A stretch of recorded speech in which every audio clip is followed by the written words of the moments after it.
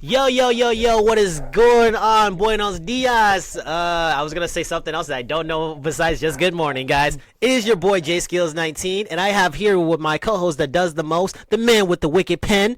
Oh, that was fire. Oh, LT bars. saw the writer. Bars. Yes, here we are, once again, back for where? The Unapologetically Loud Podcast, the world's most dangerous podcast. And for those who don't know, we are a conversational podcast that like to bring topics and things from the world in perspective and have a great conversation about it, my boy. How you doing, man? Man, I've been good, man. How you been? Man, I've been good. That was weak. That was weak as hell. There it is. That's what I'm talking about. That was weak. But shit, man, I've just been living, man. I've been living and just living life, and life been living me, bro. But how you been? Oh, man, you put in better words than I could. It's been a lot of like job transition, medical stuff. Like you probably will be able to see this later, but like I'm in a dental situation, which I'll be good in March officially. Because Lord, why are teeth expensive for what? I don't have no idea why our teeth are expensive. Whatever. Hey, man. All I know is I just need these things to chomp food. If I can't chomp food, then what am I doing with my life? You feel me? Just nomming. Num. Let that one.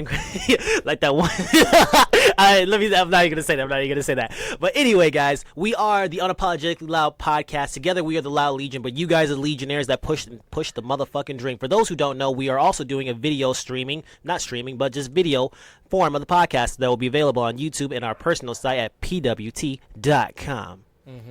But anyway, guys, today's topic, we're going to slide into something very simple, very nothing non-conventional. Just today's topic, we're going to talk about investing into your craft as a creator, investing into other people's crafts. For those who don't know, hi, my name is JaySkillz L.T. If you don't have a 19, it ain't mine. And I am a comedy and anime content influencer. I mainly focus on what I really love, which is anime. I love talking about anime. I love just the fandom of just Japanese culture, but just anime is just something I never get tired of watching. I never could get tired of having conversations like what if battles, and then comedy. I like comedy, guys. I like making people laugh. I like laughing. You know, laughter is the best source of medicine. I just find that when it comes to comedy, especially different branches of comedy, because I do have dark humor. My thing of comedy spectrum is a very wide spectrum, guys. I'm not going to throw my age out there, but I've been around since Mad TV and SNL was on TV. You feel me? And Living in Color. If you know, then you know. But that's what I like, guys. I don't want to do anything else or be anything else because those are the two things that I know for a fact I can never get tired of and I can never, ever turn off because it's just naturally me. I'm a walking meme. I'm literally a walking meme. There you go. And like, what I know you said like you do comedy, dark comedy. Like, what's something that you would like to venture out to in terms of like just you solo? Venturing out, honestly, I do want to venture out into acting. Either acting or voice acting, which is something I really do have been very interested in. But it's just voice acting and just acting is something I've never thought I could do because that's something I just felt like I couldn't do. Because I'm like, oh, I don't have the face for it or I don't have the body for it, but it's just not about that. It's just a simple fact. Do I have the time to put that work in? Do I want to put the work in, or am I just doing it just so I can just be seen? But honestly, I just had to search within myself and realize I just really do want to do this because that will make me genuinely happy. And I learned from, again, as a person of color, seeing my parents do it, just working a 9 to 5, doing what they got to do, work overtime to put food on the table and clothes on my backs, but just watching my mother and my stepfather just do what they need to do, even to this very day. Like, my mother's retired, but yet my stepfather still works. And it's just, I don't want them to live their lives like that. And I don't want to live my life like that. Would you say that, do you find it easy to stay passionate about your craft, and also a follow up to that question as well is it ever bad where you have days where you're not as passionate? Oh hell yeah, dude! I have days like that. Like right now, like currently, guys. Like last year, I had a TikTok, right? My original TikTok got banned, and then it got I got banned at least 3 times because the first time I got on TikTok, did a video, 3,000 views, cool. I figured out how to do it just by posting and just posting every single day and just see what happens, what works and what doesn't work, right? And then I decided to do research on the people that I follow, like King Vader, for example. That's someone I really do. Dude, I love his Vader storms, dog. They are pristine. And him and who else did I follow at that time? For those who do know, King Carter, Hot Damn I Rock. He's totally changed his image and revamped himself just to do things. Right, but bro, thoughts and prayers. He's been through it. But just sitting there watching it, and just watching the Eddie Murphys, the Cat Williams, the Bernie Macs, and the Wayne brothers, growing up and stuff, bro. It's just like that stuff's funny to me. And it just makes me laugh. And it's just like, okay, we can have a serious topic, but we can also make jokes about it and make people laughter, because there is laughter, and there's still, what's the word I'm looking for? There's still laughter, and there's still kind of like a chance to be like lighthearted. Yes, lighthearted humor. You feel me? Mm-hmm. Like, I'm a parent. Certain stuff just isn't funny, and just like in this day and age, there's just certain stuff you should just not talk about or just have in front of children. I can't have my son watch the old school Bernie Mac stuff. Like it's funny. His specials are funny, but it's just I gotta wait till he gets to a point where he's more mature. But back to it, I have my days. Yeah, hell yeah, I have my days where I just don't feel creative, and that's okay, guys. Mm-hmm. It's 365 days a year, and as long as you drop or like make a schedule for yourself where you're like, hey, I'm feeling it today, put it out there, and just put it out there. Like recently, I haven't posted videos an entire year, right? Mm-hmm. Came back in December, decided to post one video. It got reposted to Southside, Southside. Yeah. Southside on the track, yeah. I did his song with Lil Yachty, Give Me a Light. 42,000 views. I still watch that video. Dude, I have fun making it. And that's the thing. Can tell.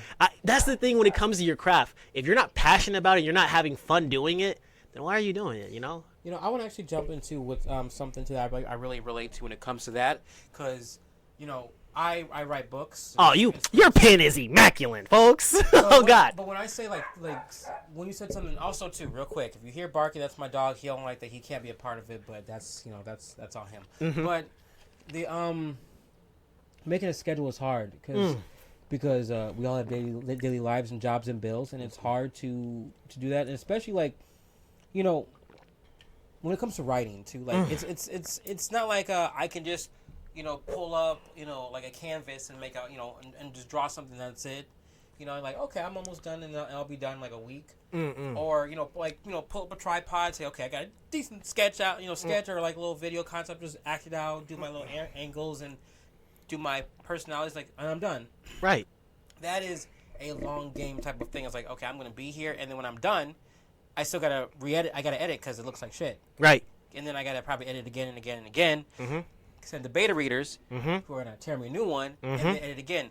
And that's when it can be hard to kind of maintain that passion for a long time because... Oh, yeah, man. Because, like, you're really, like, not... Like, you don't have...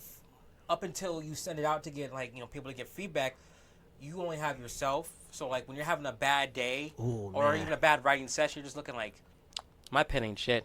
Oh, dude. My pen ain't shit. Bro, I literally had a day like that the other day. I was going to make another sketch, but it's just like, I'm like, bro, I recorded it, did it. I'm like, this is trash. I don't like it. I really don't mess with it. And it's just like, after me doing this stuff for a long period of time, after figuring out how to edit stuff and stuff, again, it's self-taught.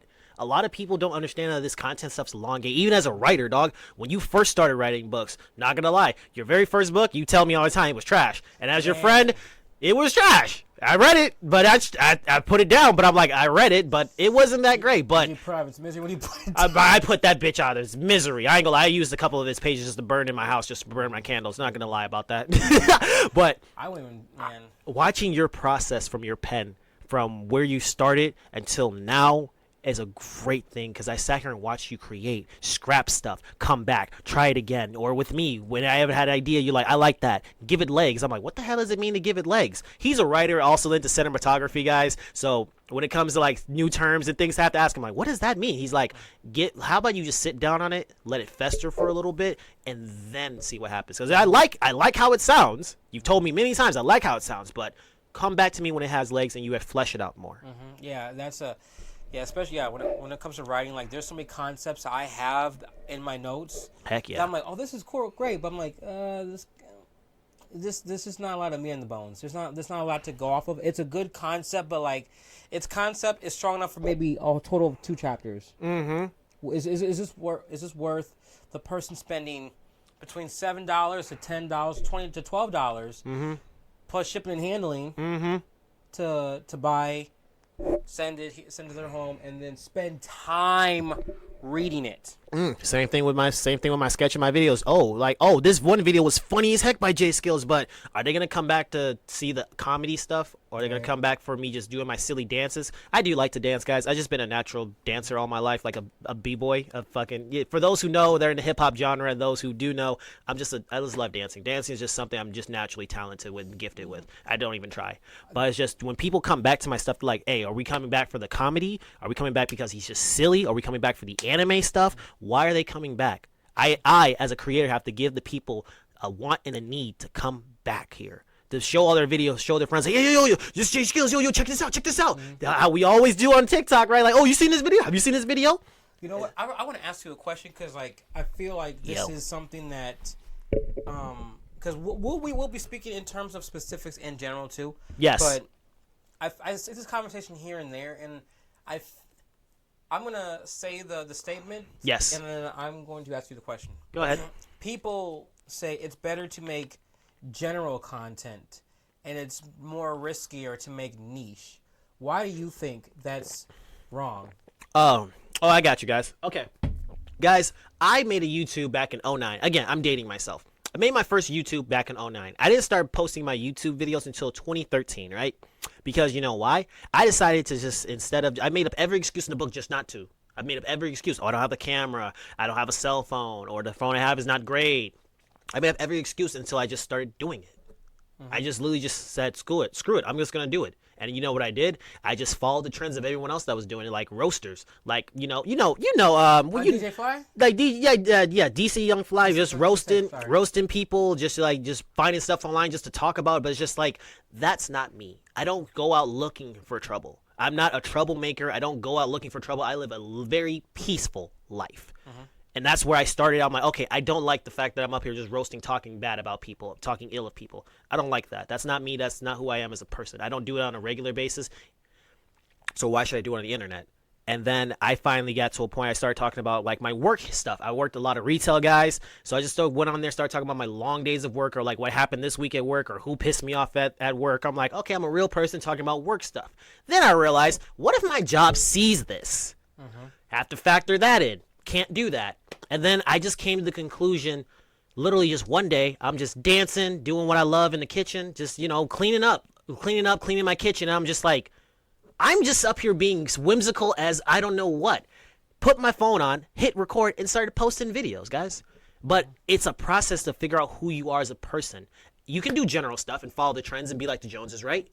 But if you don't have a certain identity, I love that I use that word, identity within your niche, no one's going to come back for you, dog. There's a million people that make content about anime, right? There's a million people that write books. But how many of them specifically faces do you can name specifically that you come back to every single day? Probably, you know what? Even like the people who are my mutuals, who like, I'm not going to name them, but like there's people who I just follow who are like, sometimes I have a big follower count, and like we could talk to each other, and like I get a boost, like okay, and vice versa.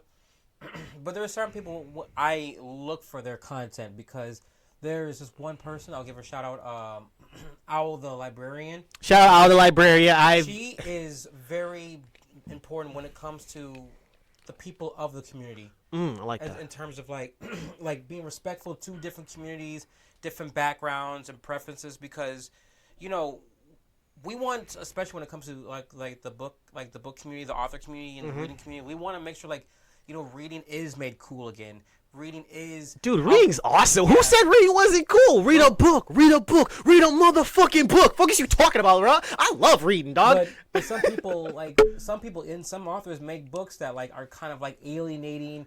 They're disrespectful. They're downright just offensive and just wrong. And what she does is say, hey, look, listen, I'm going to let you know that what you're doing is not a positive thing. Sure, you might get some clicks. Maybe, you rage bait, rage farm and get a few people, but... I like that term. I like that. Put people on. What does that even mean, my guy? What does rage bait and rage farming mean, my guy? Essentially, maybe you don't have a good, personality or have, good, content. So it's hey, you know what? I could piss off people. They're going to come and click on it and follow and wait for me to say the next thing to piss someone off. So if I say... Terry Joe, like the Terry Joe guy. I mean, them/they. So I don't know who that are, but I'm just going to just give an example of let's just say I say something that's anti, because like just to get into it, like anti-black, saying like I write a story that's like black people are just eating chicken and eating watermelons and all that. Ah, And King Batch. Okay, cool. Yeah. And then like a bunch of ignorant people come on and then say ha ha, and then people who are black who don't like that I'm reinforcing that or like enforcing that stereotype come on to then shit on me, but they're saving my video so that they can stitch me. They're stitching the video. They're duetting the video. They're commenting like you bitch motherfucker you. And now look, the engagement puts me up. And then because I'm putting up there, now I'm gonna reach more people that hate me. They so and she calls them out saying like hey look, we don't do that. But come on, drop them gems, boy. But it's very like you had asked like how many people do I come back to? Only a handful. That person being one of them. The other one recently just kind of took a break from TikTok, respectfully. But yeah, like you're creating a core audience. You're creating people who like. Because people are going to come in there, maybe they like that one video, can make them laugh, or they liked it. They follow for a little bit, but then maybe they get bored with the other content and they leave. But there's going to be those few people who you always see their name on the like list, on the follow list, on the shared list, on the repost list, every time. I got literally 4 people I have 4 followers on my Instagram, no matter what I do, every video, every reel, every story, every time. Every time, yes. Facebook, besides you, there's like probably one person that does it all the time, and I love that and I respect that. There's people on my YouTube. I just finally made 500 subscribers on YouTube after doing it this time. Oh my, let's go! What you talking about, bro? But there's 500 subscribers, but I know there's a good 10 of them that come back every time, no matter what I do, and I respect that and I love that, dog. Because it costs nothing to be a follower. Just simply like click that, like okay, I follow it. Maybe I'll see. Maybe he'll make a like every other 5 videos. I like that one video, and then that'll be it for. Then you won't see them. There's a bunch of people you see on my YouTube who I follow a lot of people. I probably really return to a few, and then maybe something like, oh, okay, I'll just binge a few of these videos, then be done with it, and never come back for a long time. Heck yeah. But yeah, it's important, to have a core audience, to have a niche, because then you really create, like you said, an identity. I'm if I were you, I'm JaySkillz, and I make this specific type of anime content, this specific type of dancing, and I'm dancing content, this specific type of comedy. So like when people are looking for that specific type, they'll say, JaySkillz 19. They don't got to think too hard. Like, and then you might open the door for someone else to want to do that as well. Yeah, man. Same. I do soft sci-fi and fantasy, but I'm growing more and making more like black central characters who they're black. But at the same time, you still have the ability to relate to them because they're human. Yes. And you're a human person. Yes. And I like that you just said. You say it costs nothing to hit that follow button and like, comment, and subscribe and all that good stuff. There is something I really want to ask you as a writer, and you can bounce this right up. Ask me the same question as a content creator. How much does it really cost to put into your craft, bro? Because we don't talk about that. Man. We do not talk about that within the space, bro. We need to be very real, guys, that it costs money for people to watch your videos. It costs money to put that stuff out. It costs. But I want to hear your thoughts, though. Okay, Let's go. Listen. Now, just for what I do, okay, let's just say where I'm at with this book right now, right? Okay? Now, I have a whole process plan, right? Yep. Now, before I even start typing, I'm figuring out how am I gonna make sure that by the time I'm done writing, I'm getting people hyped up. Okay, now I know like what I'm doing right now. Despite my work schedule, and I'm trying to find my little path with that. I'm doing updates, keeping hey, I finished chapter 1. I had a hiccup this week, so this happened. This is how many words I did this week compared to last week. I like that. But I know that people like the visuals, so I'm hiring an artist who's making promo. Like screensavers, so it's like, hey, look, you can download this free thing. They'll be able to get on the website. That'll be related to the book. So like I'll take a scene from a book and say, hey, and I'll hire the artist. Say, hey, make this scene of blank blank happening with these characters. And then I edit that. I put music, and maybe I hire someone to do the effects. So like the still image is now animated. And then now I have to hire ARC readers, advanced reader copies. So I send them out. So those are the people who make the early on reviews. Now some get paid, some don't. But let's say once the book comes out, I want to do a special giveaway. I have to buy my own book again. Yep. or I have to order my book, still paying for it. I might want to do a cool little art giveaway. Oh man, Maybe. trust me, guys. This art giveaway he's doing is top secret, but trust me, once it drops, dog. And then maybe I want to do like special maybe stuff themed around the book. So I got paid for the next one. I'm not gonna say too much about making dream catchers, homemade dream catchers. So that I got paid for material. I got paid for this. These apps that have like special effects. I gotta pay the app store so I can subscribe for that to do all that. That is. And by the end of it, like let's say I'm on average spend about maybe $500 on one book, and counting making the cover, the spine, and the back cover. I was literally about to ask that. I'm like, how much does that stuff actually cost? $500 on average, and the most I've ever made, which is my last book, this is the most I've ever made off of one book in one single year, $68. Whew. Now anyone else would say it ain't worth it, but I know that if I stay on it, it can be worth it. Now you, my guy. Oh my goodness. What's the cost of being the creator that you are? Well, it costs a lot because again, guys, we don't understand. A lot of people don't understand that don't do content, bro. It costs for us content creators to get our videos out. All right. So for example, right, I have a YouTube, I have a TikTok, I have a Facebook, I have an Instagram. I literally have every form of social media you can name. I have it with my name, right? But I'm gonna choose YouTube, TikTok, and Instagram, right? I'm gonna use these three for example, right? I'm gonna post a video on TikTok, right? Just to post it out there with a very popular sound. Okay, cool. It did pretty good, like probably like 500 something views. Okay, cool.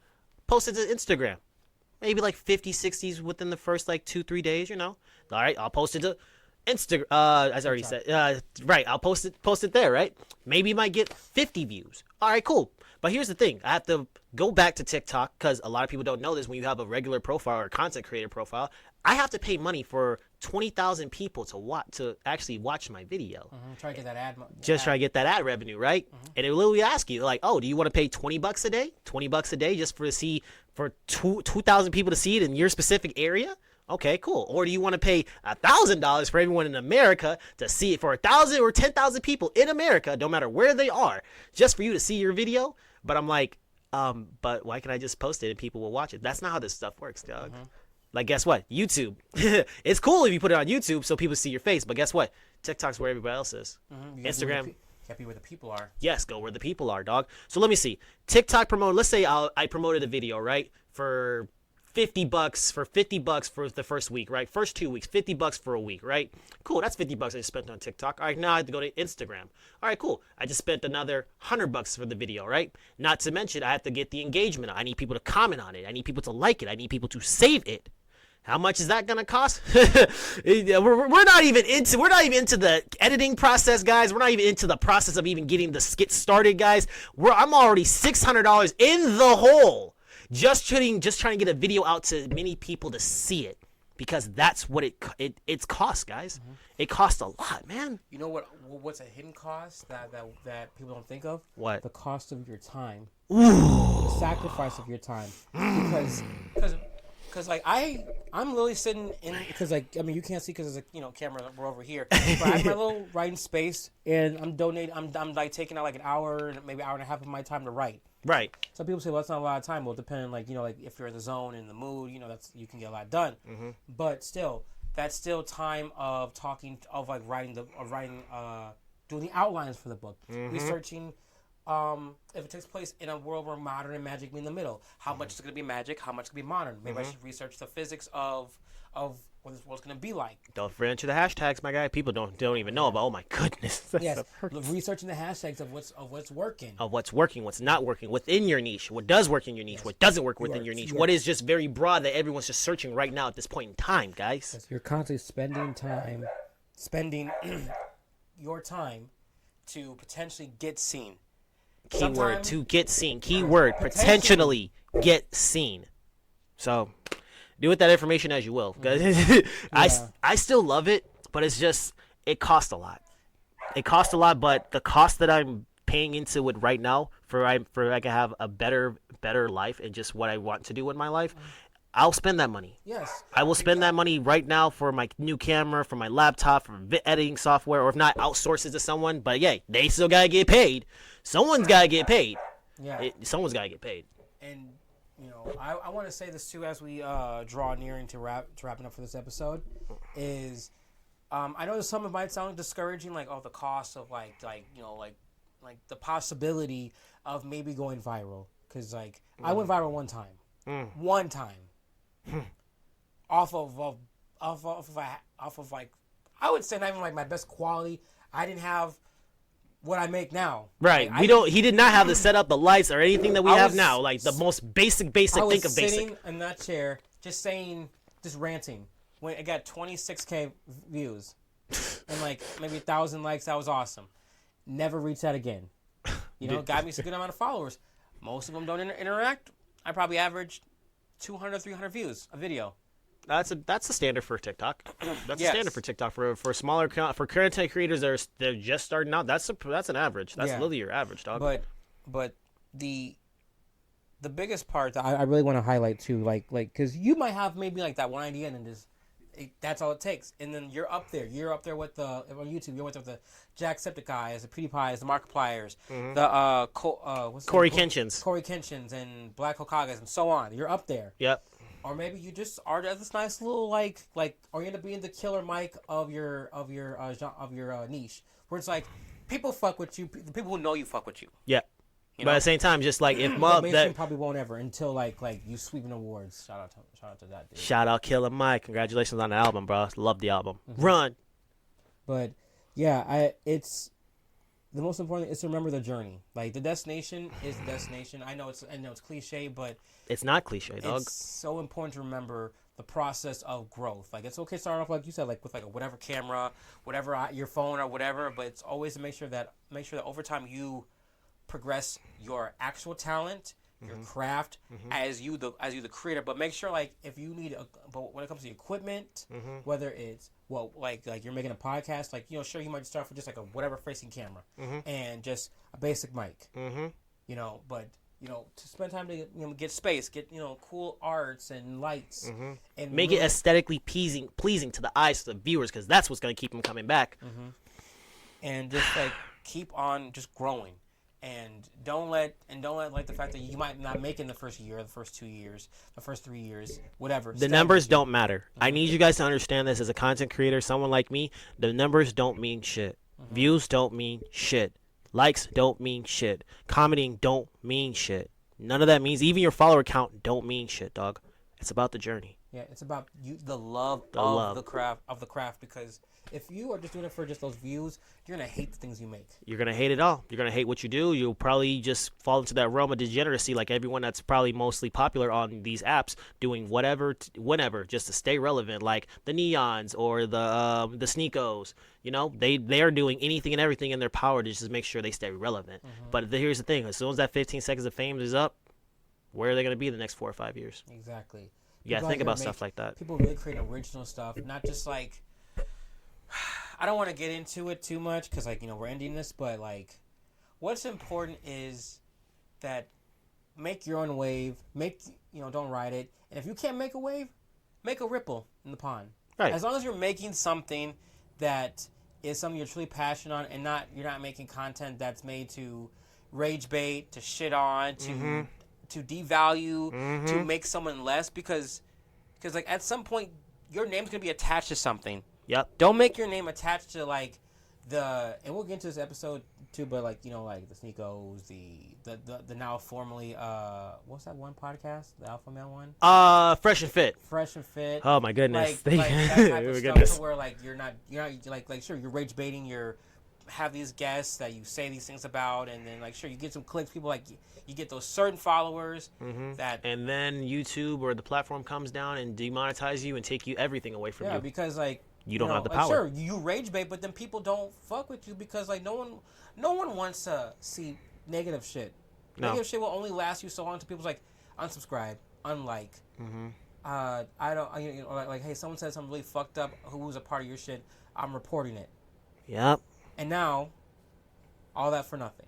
All that for nothing, guys. All that to say is focus on building yourself, building your craft, loving your craft, and finding the joy in the mistakes, the errors, the fuck ups, and then maybe you'll get a victory. Hey, it's all about what did Nipsey say? Victory lap. And when you get that victory lap, You'll feel so much better for it, guys. But hey, we're gonna wrap this episode up, guys. Again, this has been the Unapologetically Loud podcast. You guys, we are the Loud Legion, but you guys are the Legionnaires that help push the dream. I am JaySkillz 19. If you got a 1 to 9, it ain't mine. and I'm LT Shaw the writer, your friendly neighborhood wordsmith. And we will see you guys in the next episode. Peace, love, positivity. We out. Yeah, fun, and that was great.